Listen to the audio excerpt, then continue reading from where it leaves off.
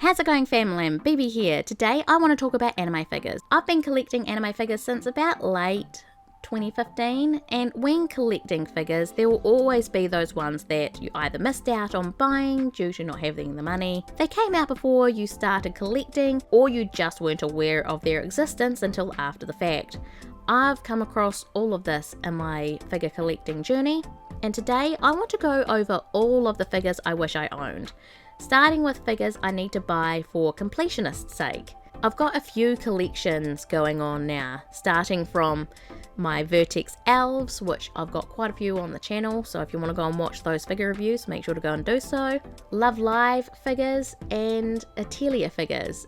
A lot of figures from Atelier Riser, but a few from the other games as well. Because I have so many collections going on, there will be inevitably ones that I need to pick up. So let's start off with my Love Live figures. Back when I was really into Love Live, I started collecting the Love Live School Idol Festival figures from Ulta, and unfortunately I missed out on buying Nozomi. She is the last one I need for my 9-girl collection, and she does come up on the aftermarket as pre-owned quite frequently and is a pretty decent price. I just need to have the extra funds to be able to pick her up. Much like a lot of the figures in this list, you will hear me say that quite a bit. Next is the White Day collection that has Katori, Umi, and the one I'm missing, Honoka. It's a real shame that they didn't make the full 9-girl set, but again, honestly, that's probably a good thing. This is a beautiful collection, and this one hasn't been as easy to find on the aftermarket, so I just need to keep an eye out for it. As I mentioned earlier, I have a whole set of Vertex elves. They are beautiful, but there are so many of them that sometimes it's very hard to keep up with. Because of this, I have missed out on 2 from this set. One is the 6th villager Melum. She is so cute, and I didn't actually realize that she had released at the time. I saw that she came up, and unfortunately, because I missed out on her pre-order window, she ended up being out of stock. She wasn't too expensive at 27,000 yen, and I have seen her up on the aftermarket on AmiAmi, but I like to buy the limited edition versions of these figures, which has the grassy base and the wall scroll. So I'm going to have to wait until she has a re-release, which Vertex generally is pretty good at doing re-releases, or I'm going to have to get lucky and find her on the aftermarket with everything that I want. The other elf that I'm missing in this collection is the 14th villager Mama Tiana. This one I just couldn't pre-order at the time. She was far too expensive, costing 55,000 yen. I really wanted her, and I really want to own her one day, but I just can't pay 55,000 yen right now. And whenever you find it in the aftermarket, it's more like in the 70,000 yen mark. So I'm going to have to wait on this one as well. So those are my figures that I need to buy for completionist's sake for my collections. Let's go back to Love Live and talk about some of the ones that I regret not picking up back in the day when they first released. These are now in my must-buy lists. Starting with Hanyo and Ren. These 2 Love Live figures are so pretty, and I love both girls. Hanyo is best girl for me, and I need to add them to my collection. Next up is Ren and Maki. This is a figure that has both Ren and Maki together and is so cute, and I need to own this figure. I regret not picking it up back in the day because it is now so hard to find. I'm going to pick it up one day, but I'm going to have to wait until it is either at a price range that I can afford, or I'm going to have to bite the bullet and just pick it up at its high exorbitant price. I have so many Love Live Season 1 characters on my Grails list, but I've actually only got one from Season 2, Love Live Sunshine, and that is of Kanan.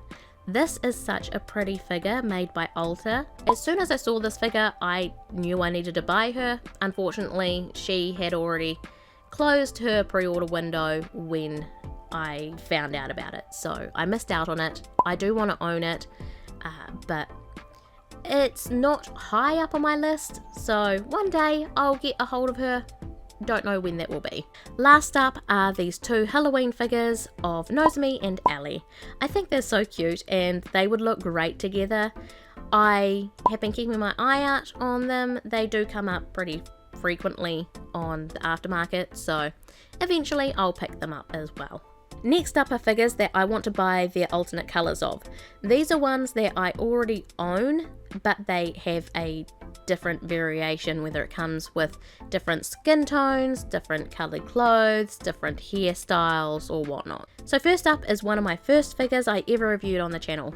My Comic An Matsuri Tongetsu 1/6 scale figure. She has two alternate colours, one is black and should be pretty easy to get a hold of, but the other version is red, and I'm pretty sure that was an event exclusive figure. The red variant is very hard to find, and honestly I haven't seen it come up in the aftermarket ever. The other Comic An figure I want to get is one of Comic An Hinegiku Memori by Skytube. Back when she released, I decided I didn't need the alt colour, but now that I look at it, I really want it in my collection. I love the purple colour scheme, and I think that they'll look really cute together. Another figure I've reviewed on the channel already is Kano Ibisugawa.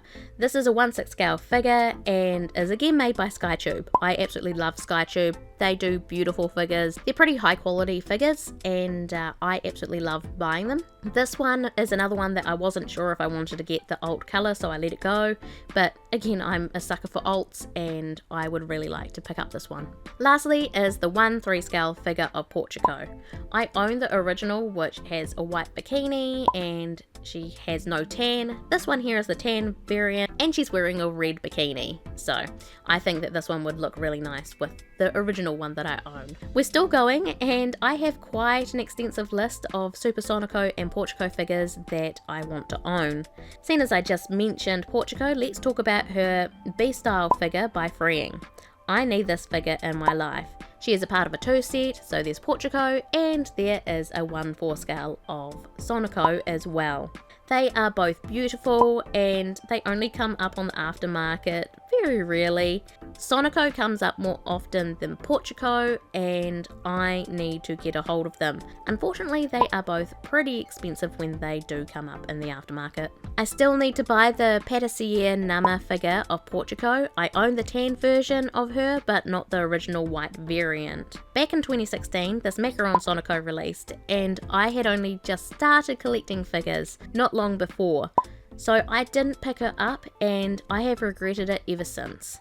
Next up is a figure that is on Amiami in the aftermarket as pre-owned, and I really want to buy it, but I'm not willing to pay the price for it. This is the Christmas Sonico by Vertex. She is adorable, but not 50,000 yen adorable. That is far too expensive for this figure. Really want to buy it, but not willing to pay that price. Wedding Sonico is a no-brainer for me, especially seeing as I've been picking up a lot of wedding themed figures recently.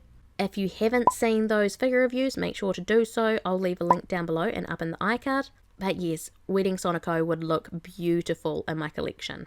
Back in the day, figures used to be so much cheaper, and if I was collecting back when these released, I would definitely pick them up nowadays. The next few figures are ones that are the same figures, just different colours. And that's of the 1/2 scale figure of Sonico. I want them all. If I had to choose just one, I would have to go with the striped bikini version. As I said before, figures back in the day used to be so much cheaper. Nowadays you would expect to pay probably upwards of 60, 70, maybe even 100,000 yen for something like this. These figures came out in 2013 and 2014, and they cost between 23,000 to 33,000 yen, which is crazy. The 14th villager that I mentioned earlier, she cost 55,000 yen, and she is a 1/6 scale. So that shows you the difference in pricing between 2013 and 2014 to 2025 nowadays. And last up for Sonico figures, as I said, it was a rather extensive list, is this Hestia cosplay Sonico, which is so cute, so pretty. I'm in absolute love with her. She never comes up in the aftermarket, so I just have to keep an eye out for it. When she does come up in the aftermarket, I wouldn't be surprised if she's upwards of 50,000 yen. So you all know that I love Orimo. Yes, I'm that degen that loves Orimo. And I have 2 B-style figures that I've opened recently, which you should totally go and check out, by the way. This series has some really nice figures, and there are other bunny style figures that I really want to own as well. And that is of Kirino, Kurineko, and ISA. I would love to own this set. I think it would look great in my collection. Not only does Orimo have some cute bunny girl figures, but there is one figure in particular, one cat girl figure of Kurino that I would die for.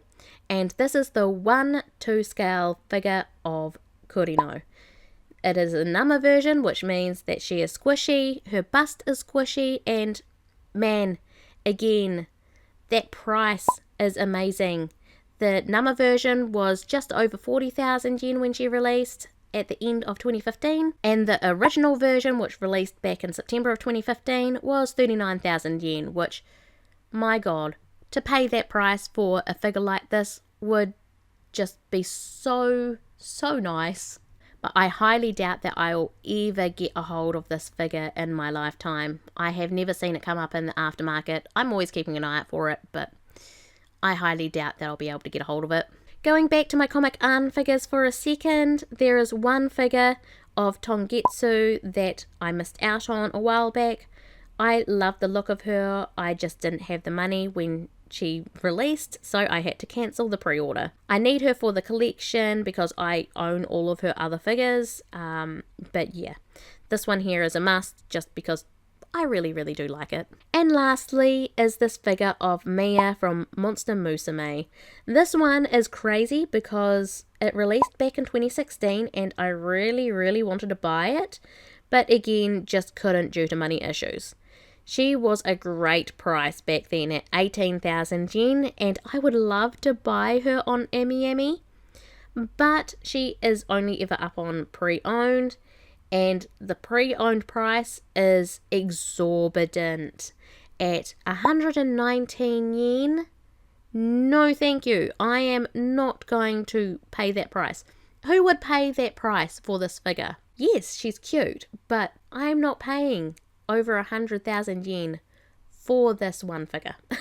So this one is definitely on my main Holy Grails list. When I am able to find her at a reasonable price, I'll probably pay about 30,000 yen, maybe 35, but I'm not going over that price because she is not 120,000 yen cute.